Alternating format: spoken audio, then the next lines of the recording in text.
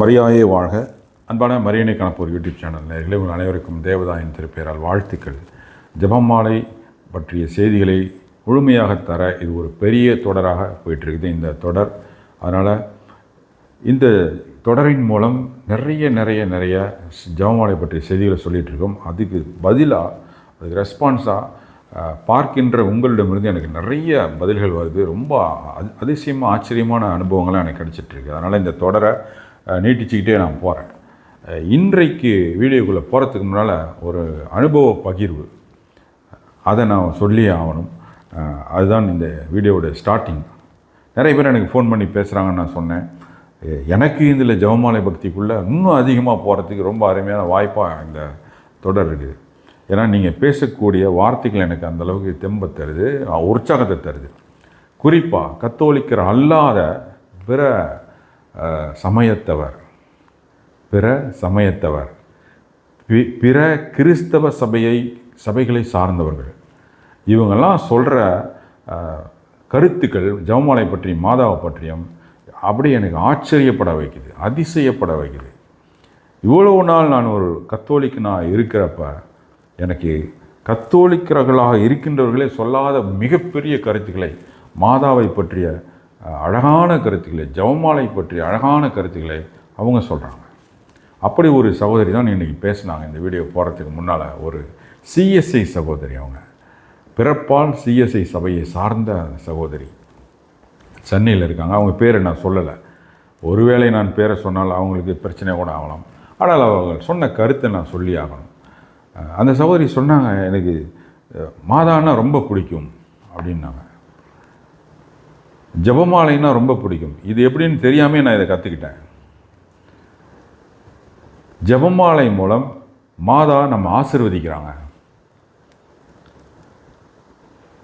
நான் ஏன் உயிர் வாழ்கிறேன்னா இந்த ஜெபமாலை பக்தியை செய்கிறதுக்காக தான் நான் உயிர் வாழ்கிறேன்றாங்க. எனக்கு அப்படியே பயங்கரமான ஷாக். ஒரு பிரிவினை சபையை சார்ந்த ஒரு சகோதரி, பிறப்பால் முழுவதுமாக சிஎஸ்ஐ சபை, அவங்க ஜெபமாலைக்கு இவ்வளோ பெரிய கருத்து, யாரை நினச்சி பார்க்க முடியாத கருத்து. இதெல்லாம் நான் உயிர் வாழ்கிறதே ஜெபமாலை சொல்லி நான் கடவுளுக்கும் மாதாவுக்கும் நன்றி சொல்கிறதுக்குன்றாங்க. நான் இன்னும் கொஞ்சம் நாள் தான் இருப்பேன், 62 வயசு எனக்கு. இன்னும் எவ்வளோ நாள் நான் இருக்க போகிறேன்னு தெரியாது. ஆனால் இவ்வளவு நாளும் நான் இனிமேல் இருக்க போகிறதும் எதுக்குன்னா இந்த ஜெபமாலை பக்தியில் நான் இருந்து கடவுளுக்கும் மாதாவுக்கும் நன்றி சொல்கிறதுக்குன்றாங்க. சரிம்மா, நீங்கள் ஜெபமாலை வச்சுருக்கிறீங்களா? உங்களுக்கு நான் ஜெபமாலை அனுப்பிட்டா நான் அப்படின்னு நான் கேட்குறப்ப தான் என் மடியிலே வச்சுருக்கிறேன்றாங்க. என் நேரமும் ஜெபமாலை நான் வச்சுக்கிட்டே இருப்பேன். இப்போ என்கிட்ட ஜெபமாலை இருக்குது, மடியில் வச்சுருக்கிறேன் நானுன்றாங்க. எனக்கு அப்படியே புல்லரிச்சு போச்சு அந்த அம்மா சொன்ன கருத்துக்கள். நான் ஜெபமாலை சொல்கிறதுக்குன்னு எனக்கும் அவங்க சொன்ன ஒரு ஆலயத்துக்கும் 500 ரூபாய் ஆட்டோவுக்கு நான் செலவு பண்ணோம். என்னால் பஸ்ஸெல்லாம் ஏற முடியாது, ட்ரெயின்லேயும் போக முடியாது, ஆட்டோவில் தான் நான் போகணும். 500 ரூபா ஆகுது. நான் போயிட்டு அந்த மாதா கோயிலுக்கு போய் அங்கே உட்காந்து வேண்டிட்டு ஜெபமாலை வேண்டிட்டு நான் வருவேன்.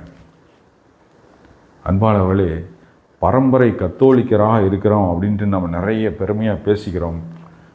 நாம் என்ன தெரியுமா, இந்த தொடர், இந்த ஜெபமாலை தொடரில் நான் அதிகம் கேட்ட கருத்து என்னென்னா, நிறைய பேர் பிரதர் என்னால் ஜெபமாலையை ஜெபிக்க முடியல பிரதர், என்னால் முடியல, அது தூக்கம் வருது, கொட்டாய் வருது, தள்ளி போடுறேன், ஆர்வமே வரல, சலிப்பாக இருக்குது. இப்படி தான் கத்தோலிக்கர்கள் ஜெபமாலை பக்தியில் இருக்கிற நிலையை சொன்னாங்க.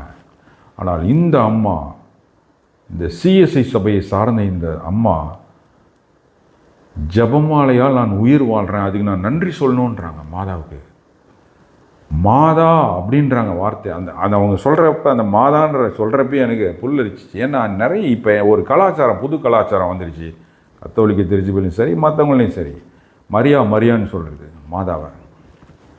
மொட்டையாக மரியான்றது பிடிக்கவே மாட்டேங்குது. இப்படி கோபமாக டென்ஷன் ஆகுது அந்த வார்த்தையை கேட்டாலே.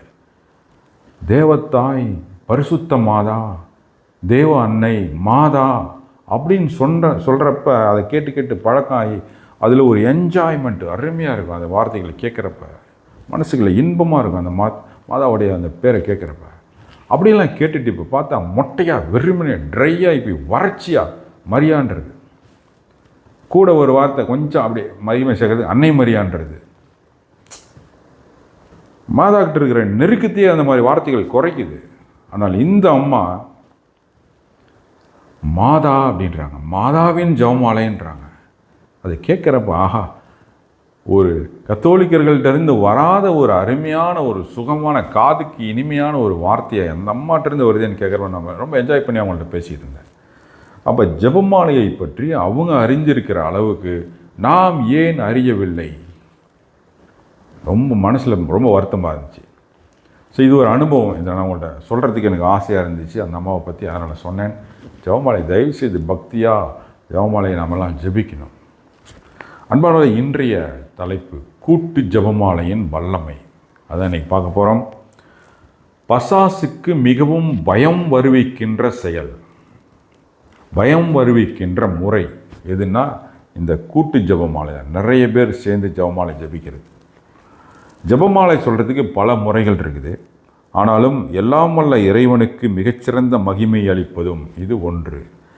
இரண்டாவது, ஆன்மாக்களுக்கு அதிக நலன் பயப்பதும் மற்ற எதனையும் விட.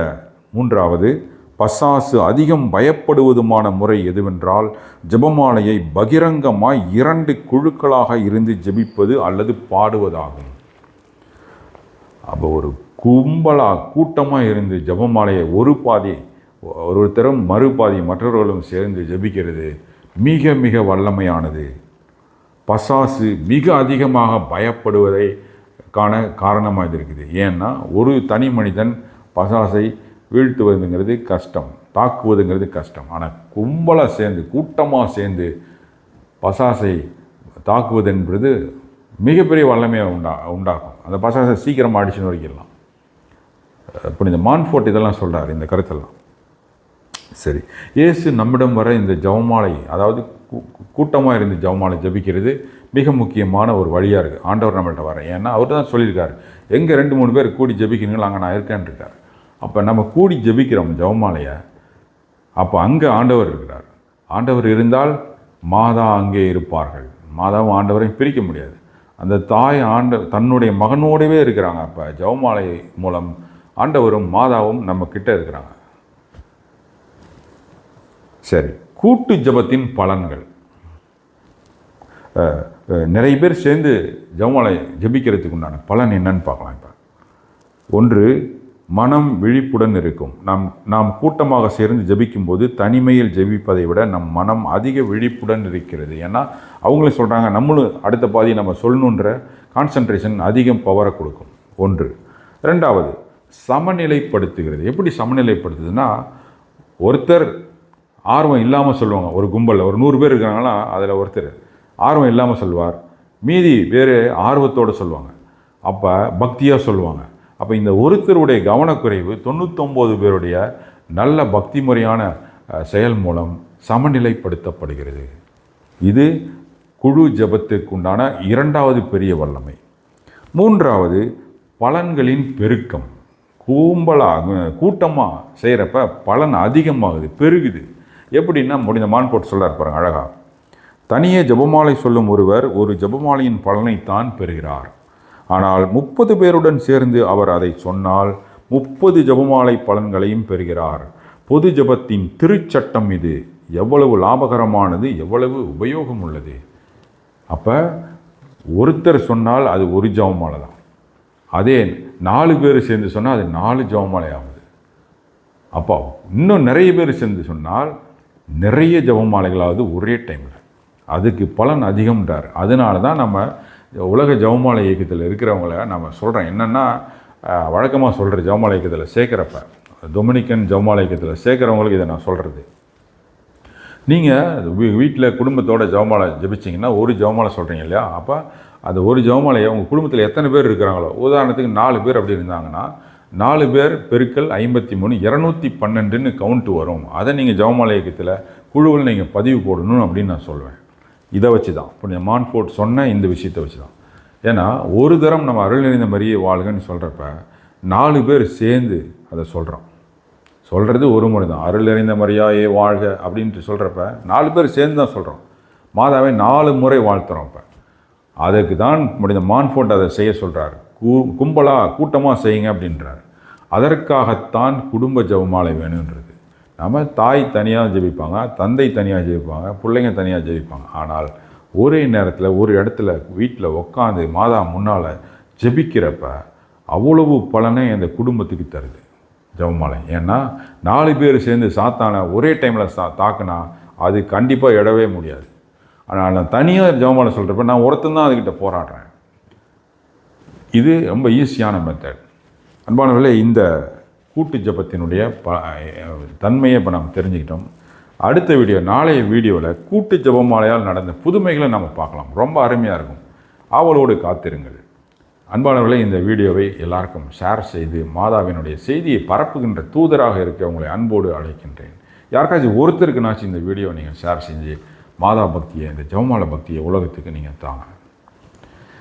தேவதாயின் மாசற்ற இதயம் போற்றி வணங்கப்படுவதாக. தேவதாய் என்றென்றும் வாழ்த்தப்படுவார்களாக. நன்றி. மரியாயே வாழ்க.